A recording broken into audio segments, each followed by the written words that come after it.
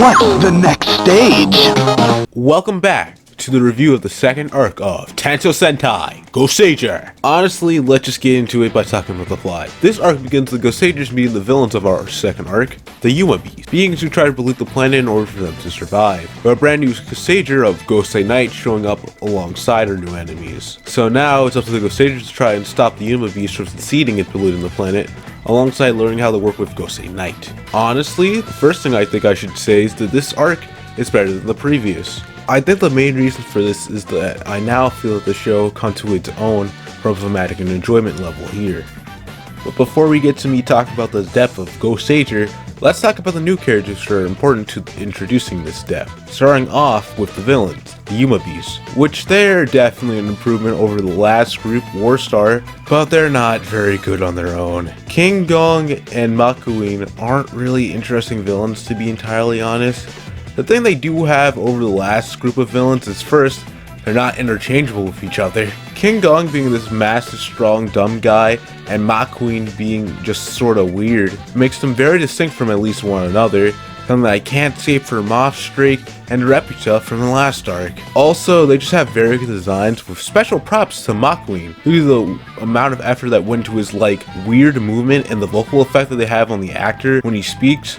Really just sells his whole inspiration of being based off the Blob. Oh yeah, right, I forgot to mention, the Yumaju, or the Yuma Beasts, are based off of folklore monsters, such as Bigfoot, or the Loch Ness Monster, which leads to a bunch of really cool looking designs overall. Also, the monsters of the week have more interesting abilities, which leads to more interesting episodes, such as the beach episode where the monster has these weird fireworks powers to make people become super hot. That way they overuse their AC in order to cause pollution. And then the episode becomes a PSA on environmentally safe ways to cool down during the summer, which is just funny, alongside the antics of Alita and Augury trying to cool down hide from the monster's attack. It's much funnier than how it might sound from my description of it. There's also the Sixth Ranger, Gosei Knight, who has a lot of interesting things about him, but for this point, all you need to know is that he's a robot and thus lacks human emotion. And this right here gets into the theme that I think this arc is trying to present with the idea of pollution and the idea of having the sixth member of the team being a robot who doesn't understand human emotion. That is the theme of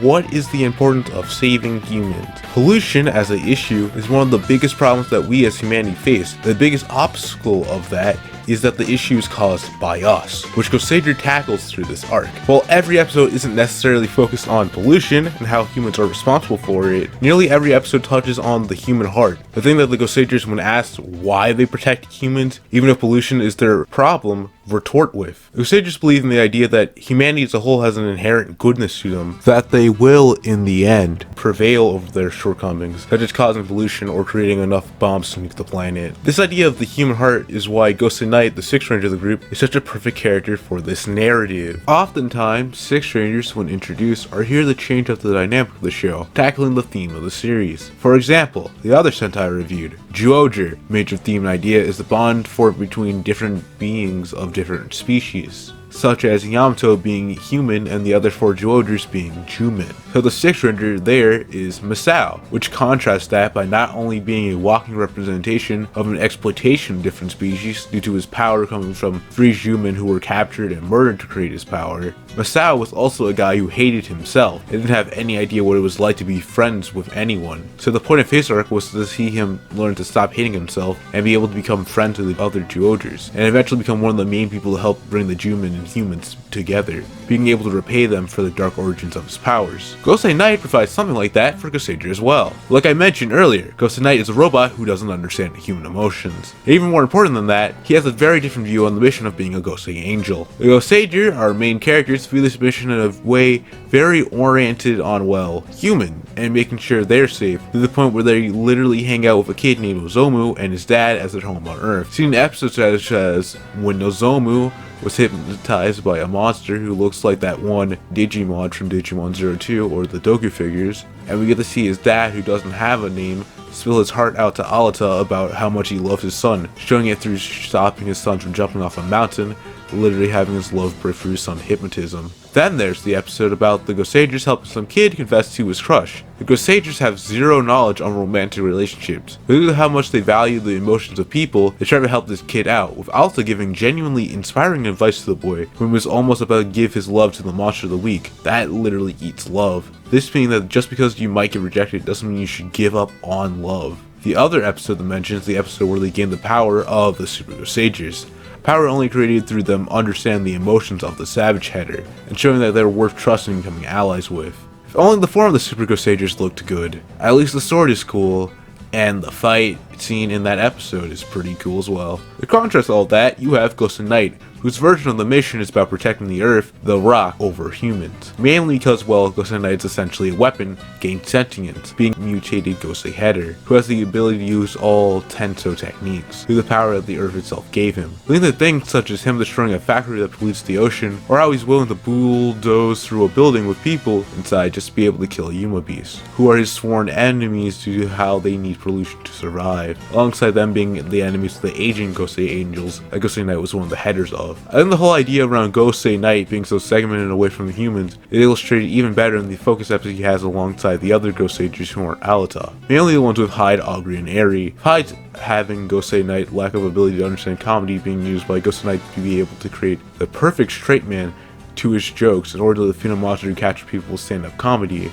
Which is a fun episode, mainly as we learn that Hyde really only likes old man jokes, and that's just kind of funny to be honest. Then there's Eri's episode, having Goseiger Knight not being able to understand dreams when a monster starts eating people's dreams, to the point where he thinks he might have to kill someone, till Eri, whose overall general optimism and love of dreams inspire people enough to wake up from the monster's attack. There's also a really cute scene where at the end, Eri wishes for Goseiger Knight to gain his own dream. Then there's the episode that's most baffles to me, the episode with Augury, where due to a monster attack, Augury has massive doubts that he's good enough for his teammates, to the point where he doesn't even feel like fighting. Till Goseiger Knight through his own way shows that Augury is acting stupid, and that it doesn't matter if he feels he's not good enough to be with the others, because regardless, they all have the same mission, which helps Augury get past self-doubt. But I think this is probably my favorite episode in the bunch, mainly because I generally relate to Augury's struggle in this episode. Having Goseiger Knight with his lack of understanding of emotions be able to help Augury with his situations by being able to knock some sense into him, because the fact that Augury is overreacting is just a great way to use the characters. There's also the Monet episode, which doesn't really focus on her and Goseiger Knight, but I think the scene where Goseiger Knight helps her get away from the monster trying to manipulate her homesickness by being able to turn into her mom shows why I like Goseiger Knight, at least in this arc. It is the respect he gains for the Goseigers, which is just cool to see naturally grow over the episodes. In every scene where he shows off the respect he has for the Goseigers, such as when he says that he may not understand human emotions, but he'll side with it in the episode where the Zomu gets hypnotized, is pretty cool and gets me hyped. Also, Goseiger Knight being based off a lion makes him have an awesome design to top off his coolness. Too bad his mech is sorta lame. But wait a minute, before we leave, we're forgetting a villain, that being Goeigeron. Goeigeron, somehow surviving the death of the War Star, joins the Yuma Beast, and he's actually pretty interesting here, especially after he gets the crap beaten down from him by the Super Goseigers and put into a jail cell. He decides to start scheming by manipulating King Gong and Makawin against each other, until he gets the chance to use the Ellerai box, the device used to seal the Yuma Beast by the ancient Goseigers, King Gong and Makawin, alongside the other Goseigers, which fails as the Ellerai box he used was a fake, and he's left by the Yuma Beast to get murdered by the Goseigers. If you couldn't guess, he'll be back though. The main reason I find Goeigeron so interesting as a character here is the fact that I kind of like how he turned into this massive schemer type of villain, which I felt like he did kind of have in the first arc, but didn't get to show it off like he did here. So in the end, the second arc of Tensou Sentai Goseiger was pretty good, and made me gain a greater love of the show as a whole. But join me in another 2 months as we talk about the last arc of Goseiger, which is hopefully just as good, if not better than this arc.